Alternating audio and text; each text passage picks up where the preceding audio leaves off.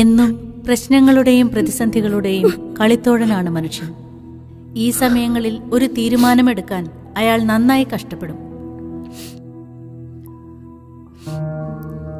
മനസ്സും മനസാക്ഷിയും തമ്മിൽ നടക്കുന്ന ഒരു വലിയ പോരാട്ടത്തിനൊടുവിൽ അയാൾ ഒരു തീരുമാനത്തിലെത്തും. തെറ്റാണെങ്കിലും ശരിയാണെങ്കിലും അതായിരിക്കും അയാളുടെ ശരി.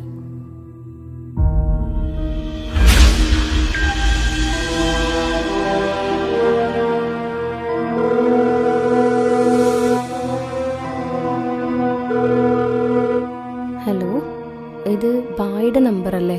അതെ, ബായാണ്. എനിക്കൊരു കാര്യം പറയാനുണ്ടായിരുന്നു. എനിക്കൊരാളെ കൊല്ലണം. ആരെ?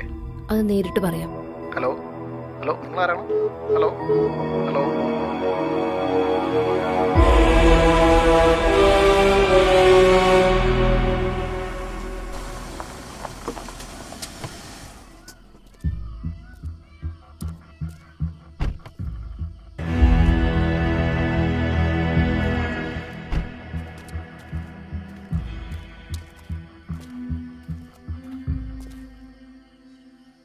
നിങ്ങൾ 3-4 തവണ വിളിച്ചിട്ട് കാണണമെന്നല്ലാതെ കൃത്യമായിട്ടുള്ള കാര്യം പറയുന്നില്ലല്ലോ. എടാ അഭി, നിങ്ങളൊരു ടീച്ചറാണെന്നാണല്ലോ പറഞ്ഞത്. കാര്യങ്ങൾ തുറന്നു പറഞ്ഞാൽ കുറച്ചുകൂടി എളുപ്പമായി.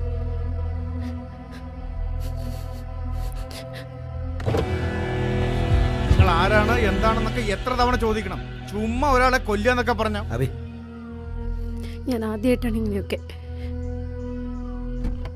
എനിക്കറിയില്ല അതിൻ്റെ രീതി. അതെ, നിങ്ങളിങ്ങനെ ഒന്നും പറയാന്നിട്ട് കാര്യമില്ല. പറയുന്നതിൽ ന്യായമുണ്ടെന്ന് ഞങ്ങൾക്ക് തോന്നിയാൽ മാത്രം. അല്ലാതെ ചുമ്മാ ആളുകളെ കൊന്നിറക്കുന്ന ആളുകളല്ല ഞങ്ങൾ. ഞാനൊരു ടീച്ചറാണ്. ഭർത്താവ് ആർമിയിലായിരുന്നു. അദ്ദേഹം ഇപ്പം ഇല്ല. ഞാനും എൻ്റെ മോളും മാത്രമാണ് വീട്ടിലുള്ളത്. അച്ഛനില്ലാത്ത ദുഃഖം അറിയിക്കാതെയാണ് ഞാൻ അവളെ വളർത്തിയത്. ഞങ്ങൾക്ക് ഞങ്ങൾ മാത്രമേ ഉള്ളൂ. അപ്പോഴാണ് ഒരു ദിവസം മോള് കരഞ്ഞുകൊണ്ട് വീട്ടിലേക്ക് വരുന്നത്.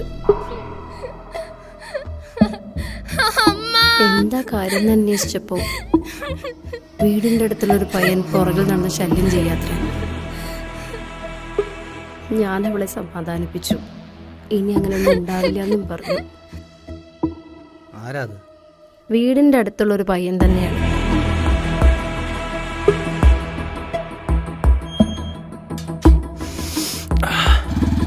കഞ്ചാവ്, മയക്കുമരുന്ന് ഇനി ഉപയോഗിക്കാനായിട്ട് ബാക്കിയൊന്നുമില്ല. ഇത് നിങ്ങൾ പോലീസിനൊരു പരാതി കൊടുത്താൽ പോരെ? വെറുതെ ഞങ്ങളെ ഇടപെടുത്തണോ? പോലീസുകാരോടൊക്കെ പറഞ്ഞതാ, ഒരു കാര്യമില്ല. അതെന്താ? ആർക്കെന്നൊരു വലിയ ബിസിനസ്സുകാരൻ്റെ വലം കൈയാണ് അവൻ.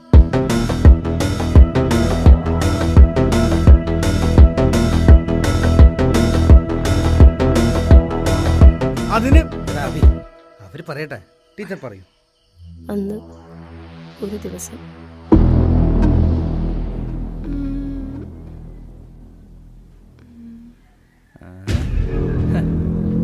എടീ,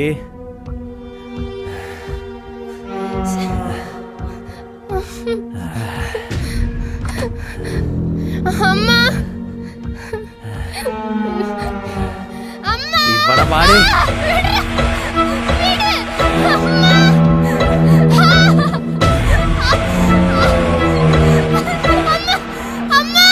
എൻ്റെ മോളെ അവൻ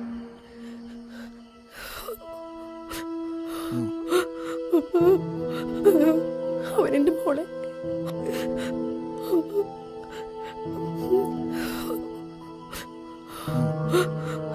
അത് ഞങ്ങൾ നോക്കാം. ആളെ കാണിച്ചു തന്നാൽ മതി. പിന്നെ 5 ലക്ഷം വേണം. ബോഡി മറവിയുന്നുണ്ടെങ്കിൽ അതിന് വേറെയും വേണം. ശരി, ഇപ്പം എത്രയാ? ഞാൻ വേണ്ട.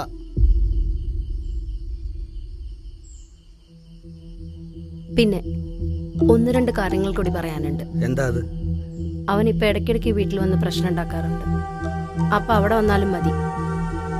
പിന്നെ അവൻ്റെ ഒരു തുള്ളി ചോര പോലും എൻ്റെ വീട്ടിൽ വീഴരുത്. ശരി, നിങ്ങൾ വിളിക്കേ, ഞങ്ങൾ നോക്കിക്കോളാം.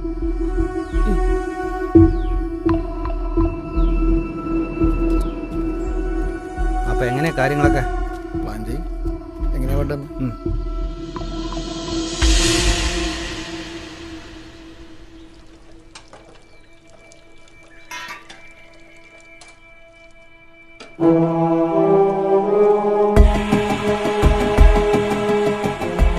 കുറച്ച് കഴിഞ്ഞാൽ അവൻ വരും. വന്നു കഴിഞ്ഞാൽ നേരെ ഞാൻ ഈ മുറിയിലേക്ക് എത്തിക്കാം.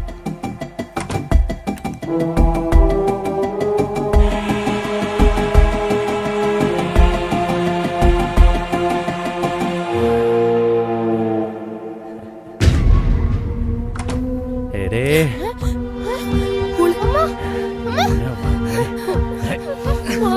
ഇറങ്ങി പോടാ എന്റെ വീട്ടിൽ നിന്ന്. അവളെയാണ് എനിക്ക് വേണ്ടത്.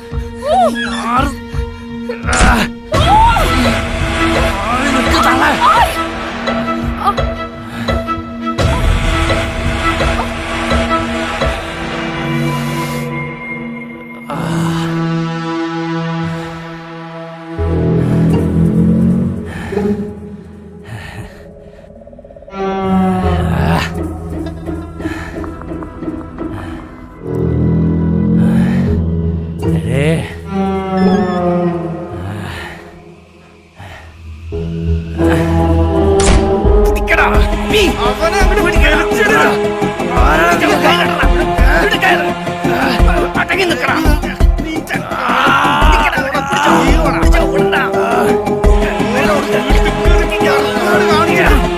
അങ്ങോട്ട്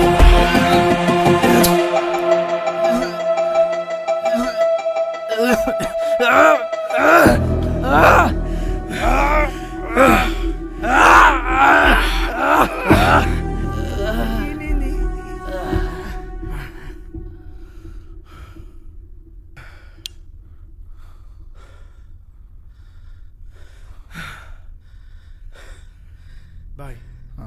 അവരോട് പോയി പറഞ്ഞിട്ട് ആ ക്യാഷ് വേണ്ടി വരും. ഇവൻ്റെ കാര്യം ഞങ്ങൾ നോക്കാം. ശ്രദ്ധിക്കണം.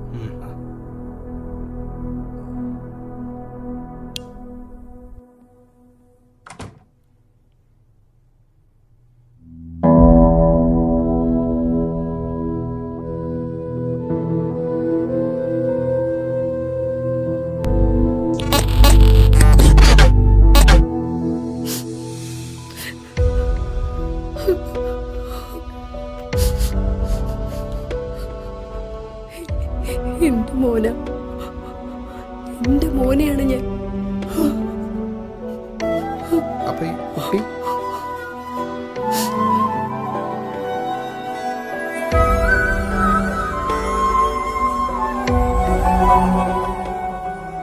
ലഹരി തലയ്ക്ക് പിടിച്ചാ പിന്നെ അവനൊരു മൃഗാണ്. സ്വന്തം കൂടപ്പിറപ്പാണെന്ന് പോലും നോക്കാതെയാണ് അവൻ. എനിക്ക് വേറെ വഴിയില്ല എന്നിട്ട്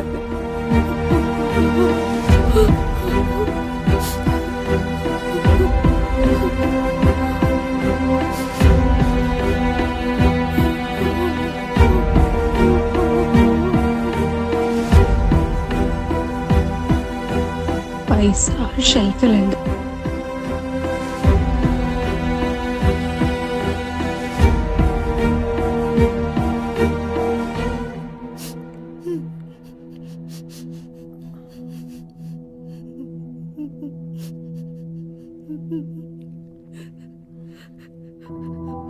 ഒരമ്മയുടെ നിസ്സഹായതയ്ക്ക് മുന്നിൽ എന്ത് ചെയ്യണമെന്നറിയാതെ അയാളൊന്ന് പകച്ചുപോയി.